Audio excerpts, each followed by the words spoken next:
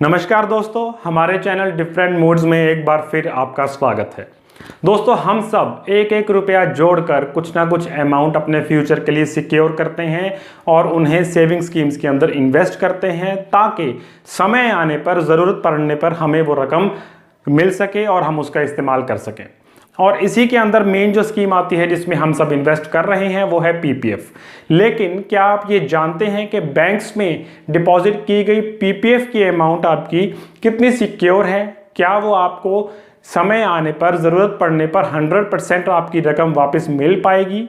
क्या ऐसा तो नहीं कि सिर्फ एक टैक्स फ्री स्कीम के लालच में हम इन्वेस्ट करते जा रहे हैं? हर आदमी अपनी कैपेसिटी के अनुसार कोई 500 रुपये हर साल जमा करवा रहा है, कोई 1.5 लाख रुपया हर साल जमा करवा रहा है। तो 15 साल के लंबे अंतराल के बाद ये रकम कितनी बड़ी रकम का रूप ले लेती है। क्या वो रकम आपको प्रॉपर मिल पाएगी? क्या वो रकम आपकी सिक्योर है?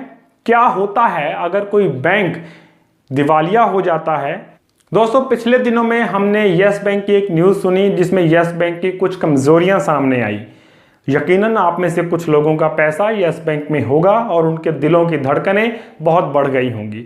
उससे 2 महीने पहले एक बैंक की और न्यूज़ आई थी जिसके बारे में हम सब जानते हैं।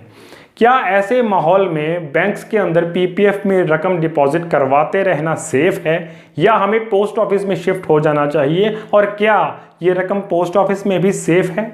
क्या होगा अगर कोई बैंक दिवालिया हो जाता है? तो क्या पीपीएफ में पड़ी आपकी रकम भी डूब जाएगी या उसकी गारंटी देती है भारत सरकार?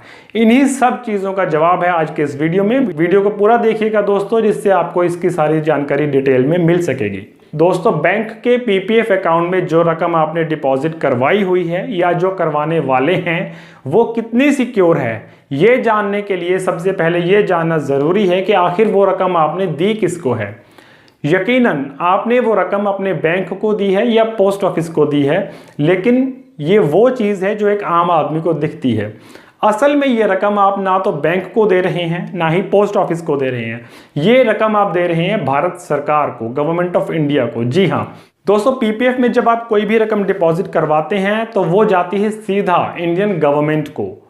कोई भी नेशनलाइज्ड बैंक हो, कोई भी प्राइवेट बैंक हो या फिर पोस्ट ऑफिस हो, जहां भी आपने पीपीएफ खोला है वो एजेंसी सिर्फ एक एजेंसी के रूप में कार्य करती है, सरकार के एक एजेंट के रूप में कार्य करती है, एक मिडल मैन के रूप में काम करती है पीपीएफ अकाउंट के रिगार्डिंग। पीपीएफ अकाउंट में पड़े हुए पैसे पर बैंक का 1% भी कोई हक नहीं है, ना ही वो हक किसी भी पोस्ट ऑफिस का है। वो हक सिर्फ आपका है। उस पर जो इंटरेस्ट आपको मिल रहा है वो भी आपको भारत की सरकार दे रही है, ना कि आपका बैंक या आपका पोस्ट ऑफिस दे रहा है। आपने कहीं भी, सपोज कीजिए एचडीएफसी में, आईसीआईसीआई में अपना पीपीएफ अकाउंट खोला हुआ है और खुदा ना खास्ता कभी कोई भी इनमें से बैंक दिवालिया घोषित करता है, बैंक डूब जाता है, तब भी आपकी पीपीएफ की रकम को 1% भी कोई खतरा नहीं है। पीपीएफ की रकम की आपको वापस करने की गारंटी भारत सरकार देती है। चाहे बैंक दिवालिया हो जाए, बैंक डूब जाए, पोस्ट ऑफिस में कोई भी क्राइसिस आ जाए, कुछ भी हो, पीपीएफ की रकम आपकी कहीं नहीं जाने वाली है। ये रकम असल में आप बैंक को दे ही नहीं रहे हैं, ये रकम आप दे रहे हैं भारत सरकार को, क्योंकि बैंक तो सिर्फ एक मिडल मैन के रूप में काम कर रहा है। बैंक का इसमें कोई रोल नहीं है। चाहे वो यस बैंक हो, हिंदुस्तान बैंक हो, एचडीएफसी हो, एसबीआई हो, यूनियन बैंक ऑफ इंडिया हो, कोई भी बैंक हो, किसी बैंक का कोई रोल नहीं है। आपने पैसा भारत सरकार को दिया है, जिसमें जरिया बना है आपका बैंक। बैंक का उस पैसे पर अधिकार नहीं है। दोस्तों, पीपीएफ अकाउंट तो इतना सेफ है कि अगर कोई इंसान अपने आप को दिवालिया घोषित करता है, यानी कि इंसॉल्वेंसी डिक्लेयर करता है और कोर्ट के जरिए भी उसकी देनदारियों की सेटिंग की जाती है, तब भी court of India, supreme court भी उसके पीपीएफ में पड़े हुए पैसे को हाथ नहीं लगा सकती है।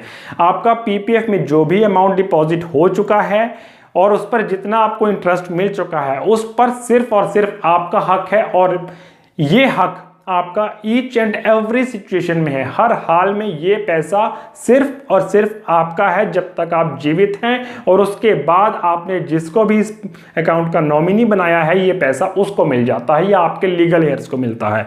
इस पर किसी लेनदार का, किसी भी बैंक का, यहाँ तक कि भारत सरकार का भी कोई हक नहीं है। दोस्तों, पोस्ट ऑफिस में करवाइए, प्राइवेट बैंक में करवाइए या फिर आप किसी नेशनलाइज्ड बैंक में करवाइए, पीपीएफ अकाउंट में कोई रिस्क फैक्टर नहीं है। 101% सेफ अकाउंट है।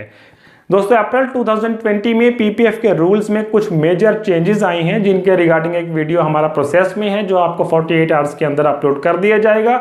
उस वीडियो को देखना ना भूलिएगा। पीपीएफ के रिगार्डिंग, किसी भी सेविंग स्कीम के रिगार्डिंग कोई आपके सवाल हैं तो आप नीचे कमेंट बॉक्स में जाकर पूछ सकते हैं। वीडियो को लाइक करें, चैनल को सब्सक्राइब करें। देखते रहें डिफरेंट मूड्स। Thank you.